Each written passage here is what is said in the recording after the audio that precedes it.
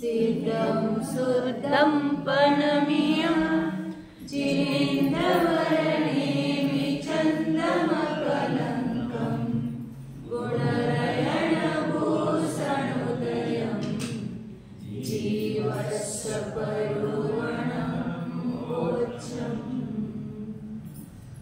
जय बोलो सिद्धांत चक्रवर्ती नेमिचंद्र आचार्य की जय।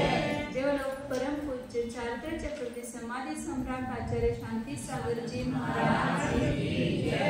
जय बोलो परम प्रतस्मरणीय गुरुदेव समंत भद्रमुनि महाराज की जय। जय बोलो परम पूज्य आचार्य प्रवरेक्षण सुंदर सागर जी महाराज की जय। जय बोलो परम पूज्य मम दीक्षा गुरु वात्सल्य सिंधु आचार्य सुयश सागर जी महाराज की जय।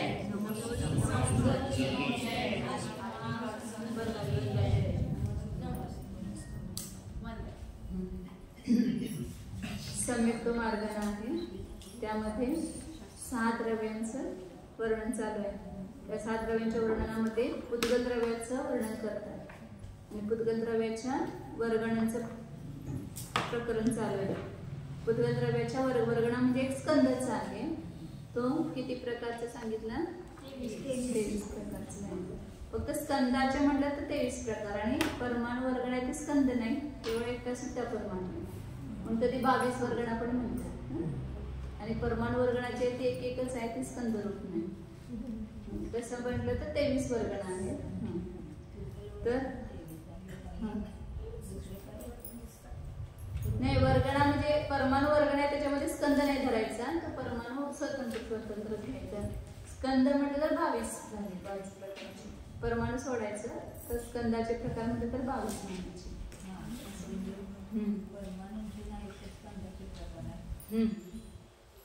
तर त्यामध्ये आपण 20 बघितल्या होत्या, 2 राहिले शेवटच्या वर्गाला। काल आपण परवा पादर निगोद वर्गणा आणि सूक्ष्म निगोद वर्गणा पाहिल्या।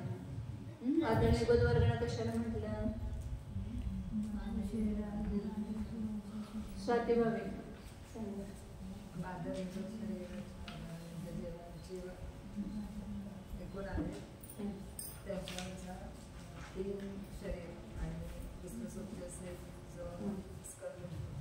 एका पुलवीमध्ये बंधनबद्ध जे बादर निगोद शरीर आहे, त्याच्या आश्रयाने जे बादर निगोदी जीव आहे, त्यांच्या जो 3 शरीरातला विसृसोपसहित संच ती बादर निगोद वर्गण। तर त्या बादर निगोद वर्गणेमध्ये आपण जगन्य पाहिलं। कुणाला असते जगन्य?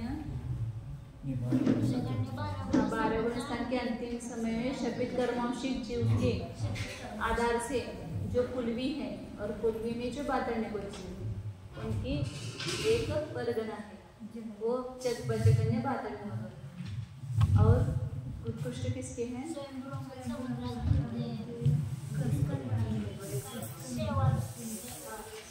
सप्रतिष्ठित सप्रतिष्ठित प्रत्येक वनस्पति है, उसके आधार से जगत श्रेणी के असंख्यात भाग प्रमाण इतने एक बंधन में बद्ध पुलवी है और उसमें बादर निगोद शरीर और बादर निगोद जीव है। उनका जो एक संचय वो शरीर का प्रमाण भी गुना हो गया। पुलवी इतनी है तो उन एक पुलवी में शरीर भी बढ़ गए और शरीर बढ़ गए तो जीव भी बढ़ गए, तो उसका संचय बढ़ा होगा। गुणित कर्मांशिक लेंगे। और सूक्ष्म निगोद वर्गणा, बीच में जो शून्य वर्गणा वो तो है ही नहीं। सूक्ष्म निगोद वर्गणा जगन्य किसकी होती है? सूक्ष्म निगोद वर्गणा सांगितली का? आकाश जल किंवा स्थलामध्ये जे एक बंधनामध्ये बद्ध असणारे जे कर्मांशिक जीवांचे ते सूक्ष्म निगोदी जीव आहे, त्यांच्या 3 शरीराचा संचय विसृसोपचे सहित त्याला सूक्ष्म निगोद वर्गणा म्हटलेला आहे।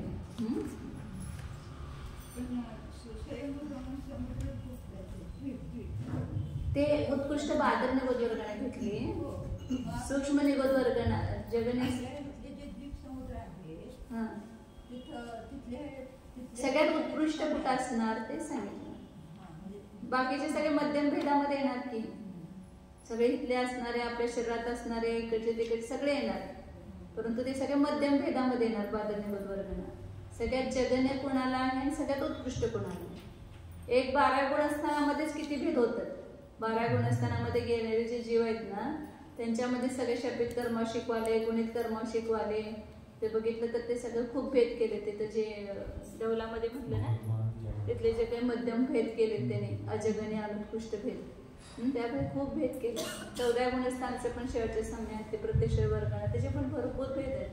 सगळे अनंत भेद आहेत सगळ्यांचे वर्गणांचे. प्रत्येक शरीर वर्गाला ते 14 गुणस्थानाचे अंतिम समय आहे ना. अंतिम समयात परत विश्रम समयात, त्रिचरण समयात असं करत करत करत ते 13 गुणस्थानाचे पहिल्या समयपर्यंत गेले. त्याच्यामध्ये जीवांचे प्रकार पण वेगवेगळे आहेत. आणि अशी वर्गणा कितीतरी काळानंतर एखादी एक मिळणार. 6 जीव मोक्षावर जाणार, त्याच्यामध्ये सगळ्यांची काही हे असणार नाही, जगण्य असणार नाही. अशी जगण्य वर्गणा होणारा जीव कधीतरी काळानंतर एखादा येणार तिथं.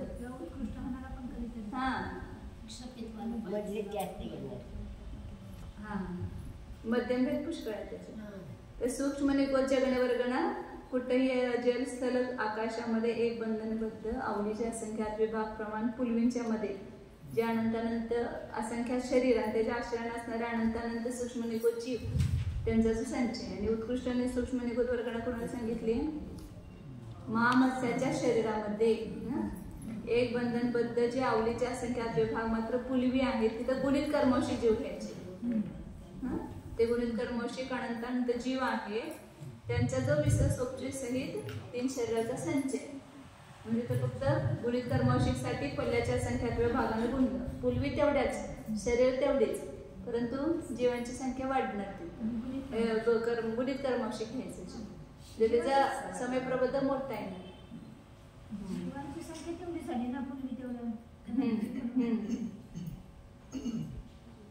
पुलवी आवलीचे असंख्यात विभागच घेतले उत्कृष्टामध्ये पण, परंतु गुणित कर्मवशिक जीव घेतला म्हणून फक्त 32चा गुणकार जास्त आला तिथं. त्याच्यानंतर 22वी वर्गणा आहे नभो वर्गणा. 21 झाल्या वर्गणा. 22व्या वर्गणाचे नाव काय आहे? नभो वर्गणा. हे नभो म्हणजे पण शून्य, नभोचा अर्थ पण शून्यच असतं. नभो वर्गणा पण शून्य वर्गणा आहे. 4 आल्या ना शून्य वर्गणा. पहिल्यांदा शून्य वर्गणा आली, नंतर ध्रुव शून्य वर्गणा आली, ध्रुव शून्य वर्गणा तिसरी ना. बादळ निकोल जीवांच्या आणि सूक्ष्म निकोल जीवांच्या मध्ये एक आली, ते ध्रुव शून्य वर्गणा आली. ध्रुव शून्य वर्गणा 2 झाल्या आणि पहिला आली ती शून्य वर्गणा 16वी. 16वी शून्य वर्गणा, 18वी ध्रुव शून्य वर्गणा, 20वी ध्रुव शून्य वर्गणा आणि आता 22वी नभो वर्गणा. या 4 वर्गणांचे जे स्कंद आहेत ते कुठेही जगामध्ये असणार नाही, कधी असणार नाही. तर जगन्य नभो वर्गणा ते सोपच आहे. उत्कृष्ट सूक्ष्म निकोल वर्गणेमध्ये एक अधिक करायचं म्हणजे जगन्य नभो वर्गणा येणार. आणि पुढच्या महास्कंद वर्गणेमध्ये एक कमी वजा करायचं. नाही, त्याने असं तिथं सांगितले त्याचं हे की जगण्यापेक्षा उत्कृष्ट जे ते जगतप्रत्राचा असंख्यातवा भाग गुणित आहे. एवढ्या वर्गणा 0 रुपये. जगन्य नभो वर्गणेला काय करायचं? जगतप्रत्राच्या असंख्यातव्या भागानं गुणायचं. एवढ्या 0 वर्गणा म्हणजे नभो वर्गणा आहेत, म्हणजे नाहीतच. आहेत म्हणजे नाहीत, आहेत म्हणजे नाहीत. कारण 0 नाव त्याचं नभो वर्गणा आहे, म्हणजे 0च आहे, तर त्या जगामध्ये नाहीतच. जगत फक्त खालचं जे उत्कृष्ट सूक्ष्म निकोल वर्गणेचं लिहिलं होतं ना प्रमाण, त्याला जगतप्रतर गुणिले असंख्य करायचं.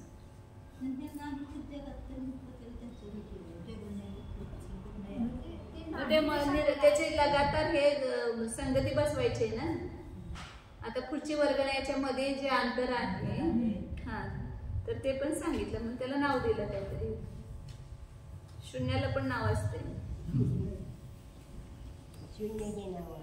समय प्रबद्ध 32 जगश्रेणीचा असंख्यात्व भाग, जगश्रेणीचा असंख्यात्व भाग, अनंत अनंत काही कमी 1.5 गुण हानी आणि विसरसोपचयसाठी जीवराशी गुणिले अनंत अधिक 1 हा एक कर्म संचय झाला आणि 2 शरीराचं मिसळण्यासाठी 2 अधिक केले. आणि त्याच्या पुढं नाही नाही कार्बन शरीर घेतलं संचय हा, आणि त्याच्यामध्ये अवतारिक आणि तेजस शरीराचे संचय घेतले. आणि ते आपण उत्कृष्ट सूक्ष्म निगोद वर्गाला काढण्यासाठी त्या जीवांना गुणलं होतं. तर किती जीव आहेत ते? काही कमी असंख्यात लोकांना 5 वेळा भागायचं आणि असंख्यात लोक गुणिले अवलीचा 8 घनावली 8 आणि जगश्रेणीचं असंख्यात्व भाग. आता नाही सूच्यंकुलाचा असंख्यात्व भाग होतं ना. उत्कृष्ट सूक्ष्म निगोद वर्गाला करण्यासाठी त्याच्या पुढे लिहिते अवलीच्या सूच्यंकुलाच्या असंख्यात्व भागानं गुणायचं. ते जगाने आले होते आणि जगश्रेणीच्या असंख्यात्व भागानं गुणल्यावर उत्कृष्ट आले होते. नाही ते मागच्या ह्याच्यापासून करतो. आणि आता त्याच्यामध्ये जगत प्रतराचा असंख्यात्व भागानं गुणायचं. जगत प्रतर हे आहे आणि त्याला असंख्यात्व भाग. 2 रेषा म्हणले की जगत प्रतर. ते जगत श्रेणी आणि जगत प्रतर. जगत प्रतराच्या असंख्यात्व भागानं गुणायचं म्हणजे कोणती वर्गण आली? उत्कृष्ट नभो वर्गणा. त्याच्यामध्ये एक पण खंड केला नाही. सगळ्या परमाणु वर्गणेपासून एक अधिक सगळ्या वर्गणा घेतल्या. फक्त जी शून्य वर्गणा नाव आहे त्या वर्गणा जगामध्ये नाही. तेवढा गॅप आहे. तेवढ्या परमाणूंचा स्कंद नाही एवढं लावायचं.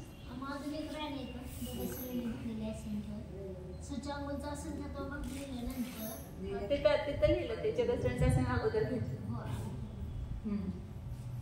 आता पुढं नभोवर्गणा झाल्यानंतर 2 लाईन मध्ये एक अधिक केलेलं कुठं ती एक अधिक ह्याच्यासाठी केलं ना. जगाने सूक्ष्म निगोद वर्गणीसाठी एक अधिक केलं. बरोबर 2 ला केलेलं. नभोवर्गणीमध्ये एकच येणार. आता पुढे महास्कंद वर्गणीमध्ये अजून एक येणार. वर्गणीमध्ये एक घेतलं. नभोवर्गणीमध्ये एक अधिक येणार कारण उत्कृष्ट सूक्ष्म निगोद वर्गणीमध्ये एक अधिक केलं. ही उत्कृष्ट सूक्ष्म निगोद वर्गणा इथपर्यंत झाली होती. त्याला एक अधिक केलं की जगाने सूक्ष्म निगोद वर्गणा झाली आणि त्याला जगत प्रतराच्या असंख्यात्व भागाने गुणलं की उत्कृष्ट नभोवर्गणा झाली. आता त्याच्यानंतर शेवटचे महास्कंद वर्गणा. महास्कंद आपण सारखं येते आपल्या शास्त्रामध्ये वगैरे. म्हणजे 3 लोकांमध्ये व्याप्त हा स्कंद आहे. एक स्कंद तो कसा आहे? पूर्ण 3 लोकांमध्ये व्याप्त आहे. कुठेही तिथे जागा शिल्लक नाही की जिथं महास्कंद नाही. आता आपण बसलो आपल्या आत सुद्धा आहे ते महास्कंदाचे परमाणू. भुवनवासींची भवन, देवांची विमान, 8 पृथ्वी, मेरू पर्वत, कुलाचल पर्वत ह्या सगळ्यांना जोडलेला आहे तो स्कंद. तो एक महास्कंद आहे. कुठं कुठं त्याचे प्रदेश तिथं व्यक्त आहेत आणि कुठं कसं आहे? अव्यक्त आहे. आता ह्या ठिकाणी ते प्रदेश आपल्याला महास्कंदाचे दिसत नाहीत परंतु ते कसे आहेत? अव्यक्त. परंतु जे अकृत्रिम जेवढे चैत्यालय किंवा जेवढे पर्वत अधिक आहेत ते सगळा तो एकच स्कंद आहे. तो महास्कंदामध्येच घेतला जातो. आणि आता मध्यंतरी जे आहे ते सूक्ष्म परमाणू त्याला सगळे जोडलेले आहेत. तो सूक्ष्म स्कंद आहे. तर तो एकच पूर्ण लोकांमध्ये व्याप्त आहे. म्हणजे त्याचे प्रदेश पूर्ण लोकभर असणार महास्कंदाचे. महास्कंदाचं क्षेत्र किती? पूर्ण लोक. जसं केवली समुद्घाताच्या वेळेला आत्म्याचे प्रदेश पूर्ण लोकभर पसरतात तसे या महास्कंदाचे निरंतर तिथं पूर्ण लोकांमध्ये पसरले जातो जे व्याप्त आहे. आता आपण सगळे जोडलेलेच आहेत त्या महास्कंदानं. कोण वेगळं नाही. म्हणून म्हटलं की महास्कंदाच्या पासून तुमचं काय सवळं बिवळं काय चालत नाही. सगळं जोडलेलं आहे. जमीन, पृथ्वी, आकाश सगळं एक जोडलेलं आहे. तर असं हे महास्कंद आहे. मग त्या महास्कंदाचे प्रदेश किती आहेत एकूण? तर ह्या उत्कृष्ट नभोवर्गणीमध्ये एक अधिक करायचं. तर जगने महास्कंद वर्गणा.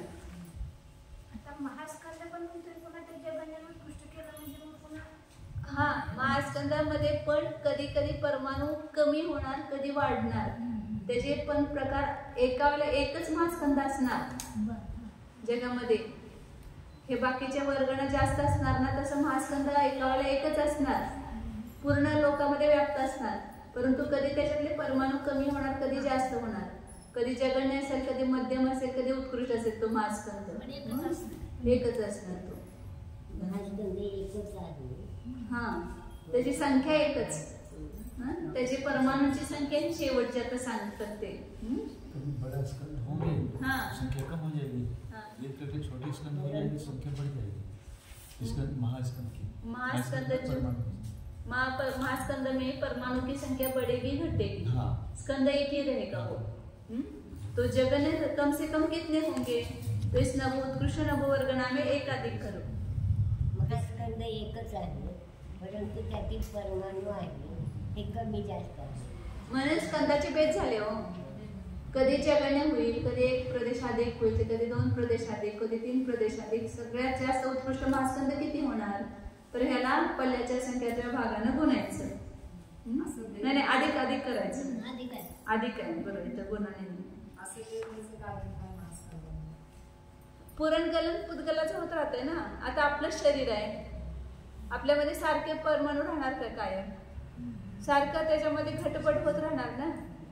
म्हणजे नवीन येणार नोकरम पूर्वीचे निघून जाणार, त्याच्यामध्ये मग कधी जास्त येतील, कधी कमी येतील, असं काही सांगता येणार नाही की समान राहील. कुठला पण स्कंद कायम तसाच राहणार नाही.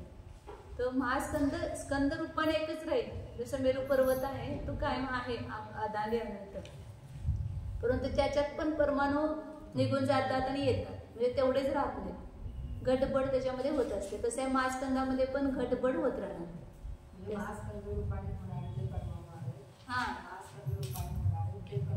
हा तेच की, दुसऱ्या स्कंदामधले भेद होऊन ते महास्कंदामध्ये जातील, महास्कंदातले काही भेद होऊन दुसऱ्या स्कंदामध्ये मिसळतील.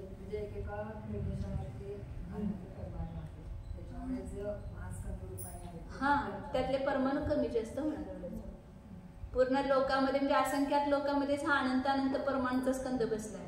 जे एकेका प्रदेशावर त्याचे किती परमाणु असणार, अनंत अनंत असणार. हा महास्कंदाचे सुद्धा एका प्रदेशावर एक परमाणु असणार नाही, अनंत परमाणु असणार. हे सगळं आता आपल्याला पोकळ दिसते ना, पोकळ नाहीये. महास्कंदाचे सगळे परमाणु प्रदेश ह्याच्यामध्ये म्हणजे स्कंद व्याप्त आहे ना सगळ्या पोकळीमध्ये. कुठंच जागा नाही जिथं हा महास्कंद नाही अशी. फक्त अव्यक्त असेल कुठं व्यक्त होणार, तिथं जे स्थूल रूपाने दिसते आपल्याला तिथे व्यक्त. अकृत्रिम सगळे जे काही पर्वत अधिक आहेत ते सगळे महास्कंदाचेच आहेत, सगळे त्या महास्कंदाचेच आहेत परमाणु.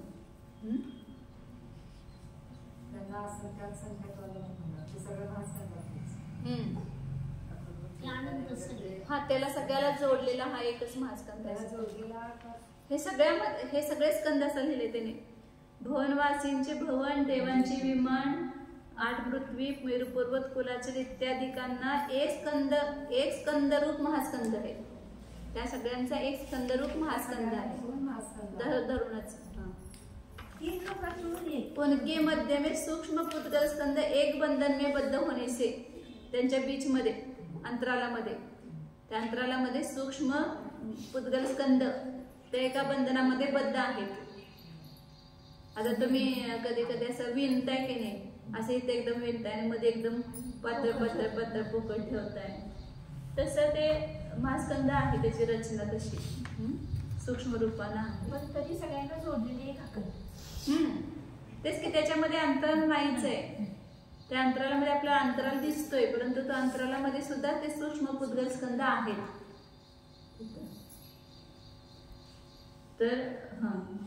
तर हा महास्कंद त्याच्यामध्ये काय सांगितलं, जगण्यापेक्षा उत्कृष्ट. हा जगण्य सांगितलं, एक परमाणु मिसळल्यावर. आणि याच्यामध्ये पल्ल्याच्या संख्यातव्या भागानं भाग द्यायचा आणि तो त्याच्यामध्येच मिसळायचा. मग हे करायचं असेल तर काय करायचं मग सांगितलं होतं, जेवढा ज्या भागानं पण भागतो तो त्याच्यामध्येच मिसळायचा असेल तर काय करायचं, वजा करून त्या सोपं पद्धत, फक्त त्यानं भागायचं आणि एक अधिकानं गुणायचं. हे गुणाकार येणार, एक अधिक आणि भागार येत येणार. पल्ल्याच्या असंख्यात्व पल्ल्याच्या संख्यात्व भागानं भागायचं आणि गुणायचं, म्हणजे त्याच्यामध्ये तो भाग मिसळला असं समजायचं. तर हा महास्कंद सगळ्यात जास्त असतील तर एवढे परमाणू असणार, याच्यापेक्षा जास्त होणार नाही. हा सगळ्यात मोठा स्कंद आहे. आता जे काही स्कंद सांगितले त्या स्कंदामध्ये कोणता स्कंद अधिक आहे, कोणता स्कंद गुणित आहे, त्याचा गुणकार किती आहे, त्याचा भागाकार किती आहे, हे याचं प्रमाण सांगतात. आता आपण एक लगातार घेताना घेतलं, परंतु गाथेमध्ये की कोणत्या स्कंदामध्ये किती भाग, म्हणजे अधिक करताना कशाने भागायचं, गुणा करताना कशाने गुणायचं ते सांगतात. 596 नंबरची गाथा आहे. 594 आणि 95 आपण वाचली होती, तेच चालू होती आपली 3-4 दिवस. आताच्या पुढची गाथा करा 596 नंबरची. परमाणुवक्कणं अवरुक्कसं च शेषगे अत्थि गेज्य महाखण्डाणं वरमह्यं शेषगं गुणियं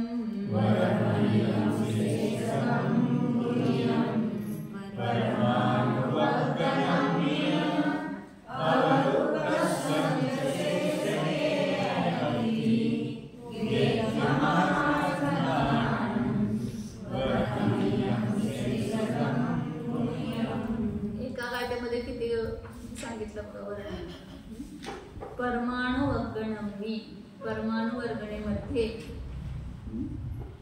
न अवर उत्कर्षम, त्याच्यामध्ये जगण्याने उत्कृष्ट भेद नाही. तर परमाणु वर्गण म्हणजे एकच परमाणूची वर्गण आहे ना, त्याच्यामध्ये जगण्याने उत्कृष्ट काय करणार, त्यामुळे त्याच्यामध्ये जगण्याने उत्कृष्ट असा भेद नाही. शेषगे अत्ति, बाकीच्या वर्गणींमध्ये जगण्य उत्कृष्ट भेद आहे. जसं संख्यातान वर्गणीमध्ये 2 परमाणूचा स्कंद जगण्य, उत्कृष्ट संख्यात परमाणूंचा स्कंद जो आहे तो उत्कृष्ट. असंख्यातांमध्ये जगण्य परता संख्यात प्रमाण परमाणूंचा स्कंद जगण्य, उत्कृष्ट असंख्यात परमाणूंचा स्कंद उत्कृष्ट. असं प्रत्येकामध्ये जगण्य उत्कृष्ट भेद केला ना, तसं परमाणू वर्गणीमध्ये नाही. आणि मग तिथं जगण्यापासून उत्कृष्ट किती अधिक आहे हे काढण्यासाठी 5 ग्राह्य वर्गणा आणि महास्कंद यांचे जे जगण्यापेक्षा उत्कृष्ट आहे तो अधिक आहे. 5 ग्राह्य वर्गणा सांगितलं, कोणत्या सांगितलं 5 ग्राह्य वर्गणा? शरीर कुठलं घेतलं? आहार वर्गणा,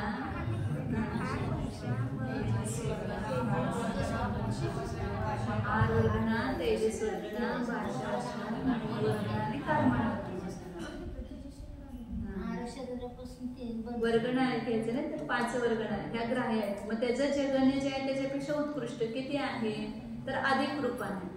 जगण्यामध्ये तो जो अनंत किंवा असंख्य जो सांगतील, आता भागाकार गुणाकारचं प्रमाण सांगतील, फक्त ते 5 वर्गणाचं आणि महास्कंदाचे जे जगण्यापेक्षा उत्कृष्ट आहे स्कंद त्याच्यामध्ये अधिक करायचं आहे, गुणित नाहीये. अधिक रूपानं आहे, गुणित रूपानं नाही. आणि शेषगम गुणित, बाकीच्या जेवढ्या वर्गणा आहेत त्याच्यामध्ये जगण्यापेक्षा उत्कृष्ट जे आहे ते गुणित आहे, अधिक नाही त्याच्यामध्ये, गुणाकार. म्हणजे लक्षात ठेवलं एकदम सोपं झालं. 5 ग्राह्य वर्गणा आणि महास्कंदाचे जगण्य स्कंदापेक्षा उत्कृष्ट अधिक रूपानं आहे. आणि बाकी आता 6 सोडले की बाकीचे किती राहिले, 1 परमाणु वर्गणा सोडली आणि 6 सोडले, 7 सोडले, मग बाकीचे राहिले किती 16. त्यांचे जे जगण्यापेक्षा उत्कृष्ट आहे तो गुणकार रूप आहे, गुणित रूप आहे, अधिक रूप नाही. आता गुणकार करण्यासाठी किंवा अधिक करण्यासाठी भागाकार आणि गुणाकाराचं काय प्रमाण आहे ते सांगतात पुढे 2-3 गाथेमध्ये. सिद्धानंतिम भागो परिभागो गेज्यगान जेठ्ठम पल्ला संख्येज्यदिमं अंतिम खंडस्य जेठ्ठम सिद्धानंतिम भागो परिभागो गेज्यगान जेठ्ठम पल्ला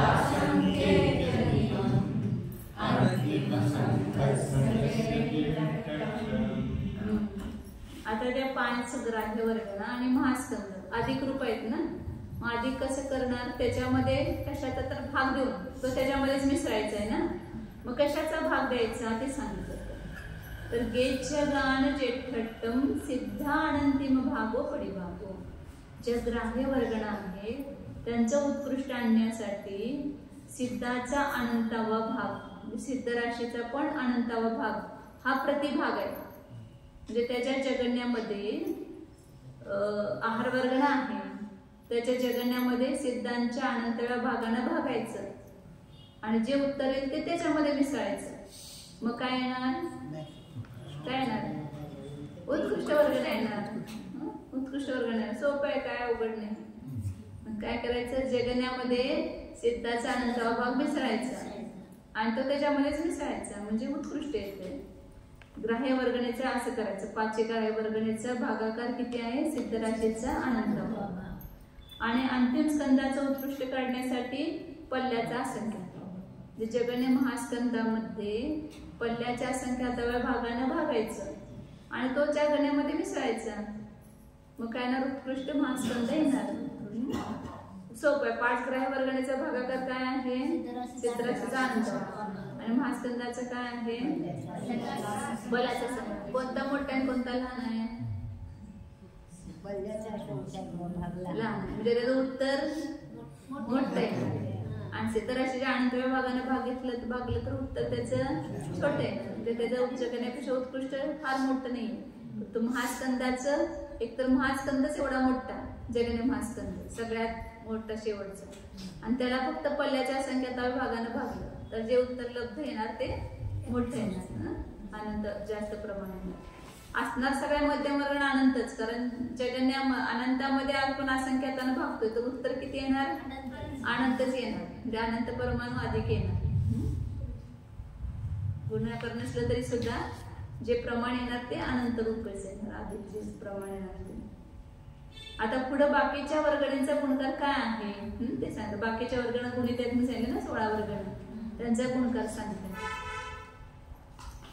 संख्येच्या संख्येचे गुणगारो सोदुवो दिहु अनंते, जगतारी अगे जेसुवी,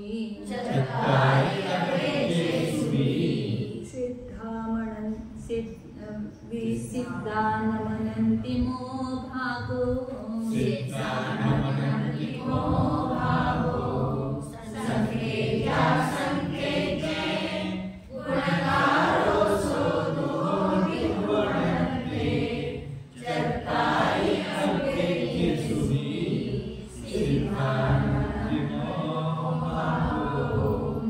संख्यातांचा वर्गणेचा गुणकार संख्यात 2च्या पेक्षा उत्कृष्ट संख्यात किती गुणित आहे, तर उत्कृष्ट संख्यातामध्ये 2चा भाग द्यायचा, जे गुणकार येतो. जगन्य संख्यातान वर्गणा किती आहे, 2, आणि उत्कृष्ट संख्यातान वर्गणा किती आहे, उत्कृष्ट संख्यात परमाणूंचा स्कंद. मग 2 पेक्षा उत्कृष्ट संख्यात परमाणूचा स्कंद किती गुणित झाला, तर कधी पण गुणकार काढायचा असेल तर पुढच्या संख्येला मागच्या संख्येने भागायचं. आता 4 पेक्षा 16 किती पट आहे, 16ला 4ने भागायचं म्हणजे गुणकार निघतो. जसं उत्कृष्ट संख्यातामध्ये आपण ज्याकडे संख्याताना भाग दिला तर गुणकाराचं प्रमाण येणार. 15 उत्कृष्ट संख्याताचं प्रमाण आहे, म्हणजे संदृष्टी आहे, आणि जगन्य संख्याताची 2 आहे, हाच गुणकार होणार. 2 पेक्षा 15 किती गुणित आहे, म्हणजे जगन्य संख्यातापेक्षा उत्कृष्ट संख्यात किती गुणित आहे, तर ह्या संख्येला ह्या संख्येने भागायचं म्हणजे तो गुणकाराचं प्रमाण येतं.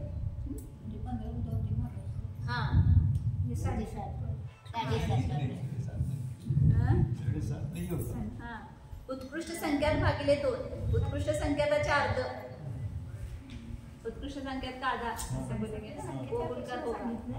2 को उत्कृष्ट संख्यात के आधे से गुना करेंगे तो उत्कृष्ट संख्या आएगी, 2 चला जाएगा. 2 गुणा 15/2 तो ये गुणकार हुआ. तर ह्याला जे घालवलं की उत्कृष्ट संख्येत येणार. 2 ही जगने वर्गणा होती आणि 15 उत्कृष्ट वर्गणा आहे. 15 म्हणजे 15 नाहीये, ते उत्कृष्ट संख्याताचे जे प्रमाण आहे. मग उत्कृष्ट संख्यात भागिले 2 असं म्हणा. उत्कृष्ट संख्यात भागिले 2 हे गुणकाराचं प्रमाण झालं.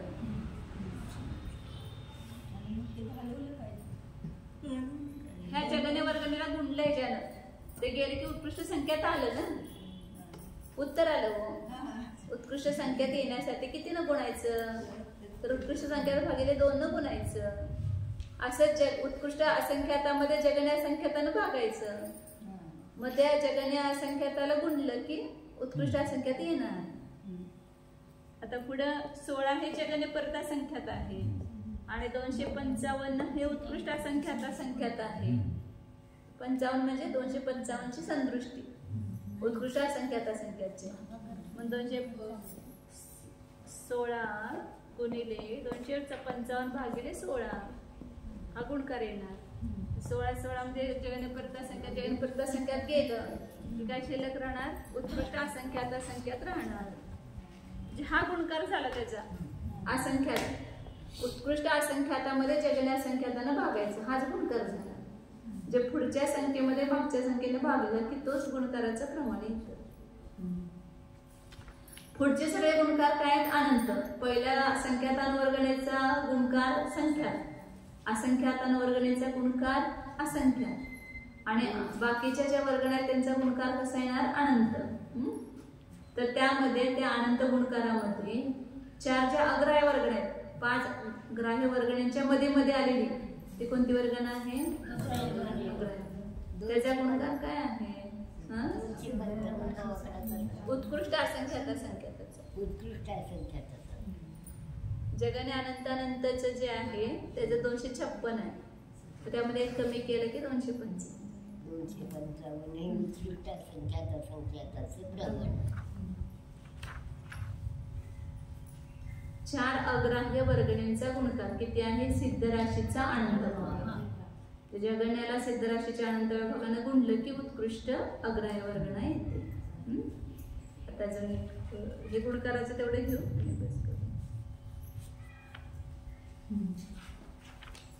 जीवादोनंत गुणो भुवादितिन्नम असंख्य भागो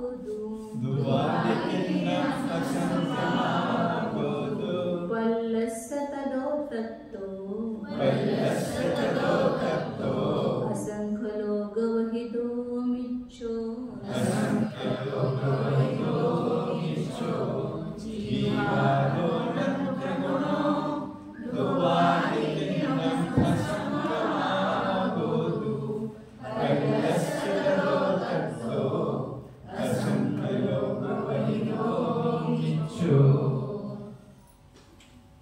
ते वर सांगितलं ना, ते अनंत म्हणजे अनंतांवर्गण एक आहे. मग वरच्या खात्यामध्ये तो एक लिहिला होता ना, अनंते आणि चत्तारे अगेतुस असं 5 वर्गणा लगायले. अनंतांवर्गणा आणि 4 अग्राह्य वर्गणा यांचा गुणकार सिद्ध राशीचा अनंत. आता पुढच्या ध्रुव वर्गणा आणि सांतर निरंतर वर्गणा आणि त्याच्यानंतर कोणती आहे? शून्य वर्गणा. 16वी 14, 15 आणि 16 ह्या 3 वर्गण्यांचा गुणकार किती आहे? जीवादो अनंत. जीव राशीचा अनंतपट म्हणजे खूप मोठा गुणकार आहे. ध्रुव वर्गणा, सांतर निरंतर वर्गणा, शून्य वर्गणा, जीव राशीच्या अनंतपट एवढा त्यांचा गुणकार आहे. दोवादितिन्नम. आणि पल्लस्य असंख्य भागोदो तदो तत्तो असंख्य लोक वहिदो मिच्छो. त्याच्यानंतर प्रत्यक्षर वर्गणा आहे, तर त्याचा किती गुणकार आहे? पल्ल्याचा असंख्याता. ते जगने प्रत्यक्षर वर्गणेपेक्षा उत्कृष्ट प्रत्यक्षर वर्गणा पल्ल्याचा असंख्याता भाग. म्हणजे शपित कर्मवंशिक आणि तो गुणित कर्मवंशिक असं घेतलंय ना, त्यामुळे फक्त पल्ल्याचा असंख्यात्व भाग गुणकार आहे. त्याच्यानंतर तत्तो असंख्य लोक वहिदो मिच्छो. मिथ्या दृष्टी राशीला नंतरची ध्रुव शून्य वर्गणा आहे.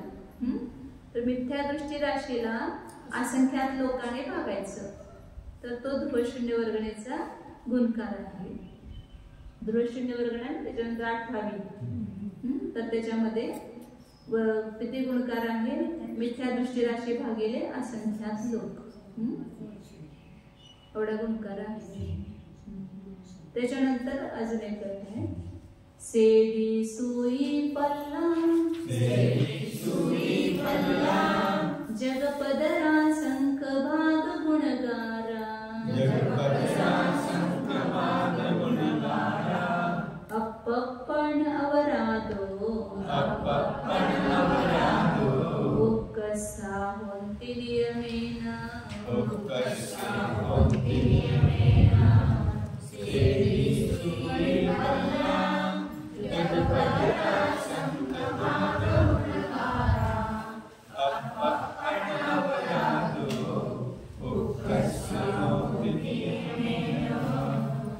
तुमच्याकडे नोट्स असेल तर 17 पानावर हे कोष्टक केलेलं आहे, ह्या 3 गाथ्यांचं 4 गाथ्यांचं.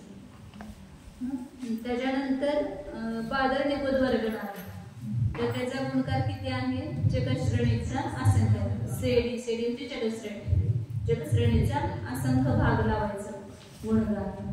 नंतर शून्य वर्गण आहे त्याच्यानंतरची, त्याचा सूच्यंकुलाचा असंख्यात्व भाग गुणकार.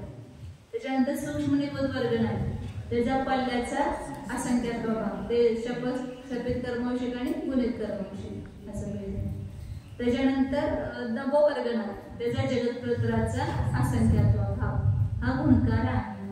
ओळीनं श्रेणीचा असंख्यात्व भाग, सूच्यंकुलाचा असंख्यात्व भाग, पल्ल्याचा असंख्यात्व भाग आणि जगत्प्रतराचा असंख्यात्व भाग, हे ओळीने 4 त्या वर्गणींचे गुणकार लावायचे. 18 झाले तर 19, 20, 21 आणि 22 या 4 वर्गणींचे. आप्पण अवरादो, आपापलं जे जगण्य आहे त्यापेक्षा उत्कसा होती नियमेनं, उत्कृष्ट जे आहे ह्या गुणकाराला गुणल्यानंतर नियमानं उत्कृष्टाचं प्रमाण येतं, उत्कृष्ट वर्गणा येते. अशा प्रकारे गुणकारांचं प्रमाण सांगितलं. तर त्याच्यानंतर पुढं जे आहे ते उद्या पाहू. त्याच्या मध्यम भेद किती आहेत वगैरे ते सांगतात त्यानंतर.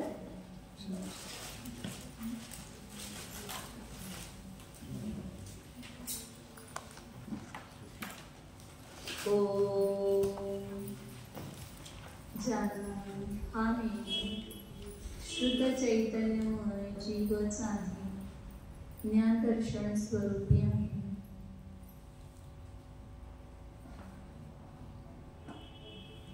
शब्दांची वेदन नको, शब्दाने दाखवलेल्या वस्तूचे संवेदन करा, अशी वस्तू आहे अंतरंगामध्ये.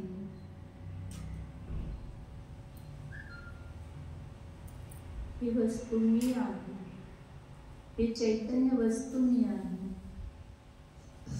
दिसणारी वस्तू मी नाही, जी अदृश्य चेतन रूप वस्तू आहे. जे दिसते ते चेतन नाही, अचेतन आहे. म्हणजे चेतन आहे ते दिसत नाही, परंतु अनुभवामध्ये येते.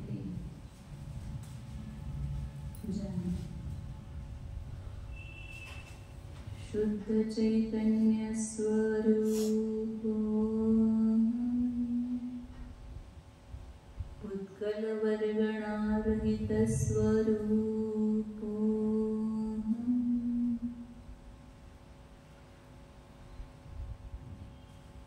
आम्ही या पुद्गल वर्गणारूप नाही, पुद्गल वर्गणांचा करता नाही, करविता नाही, अनुमोदकही नाहीच. स्कंद म्हणतात स्वयं स्वतःच्या द्वारे होतात. मी त्याला करविणारा नाही किंवा करणारा पण नाही. जाणा आम्ही कर्तव्याचा करता नाही, अकर्ता स्वरूप आहे.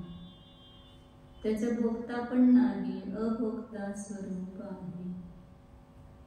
मी त्या वर्गणांना फक्त जाणतोच, करण आणि वेदन त्या पुद्गल वर्गणांचं करू शकत नाही. ज्ञाता द्रष्टा स्वरूपो शुद्धोऽहम् एकोऽहम् ध्रुवोऽहम्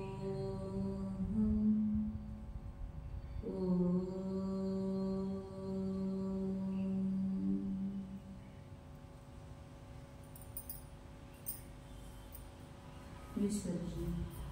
नमो हरिहंताय, नमो श्री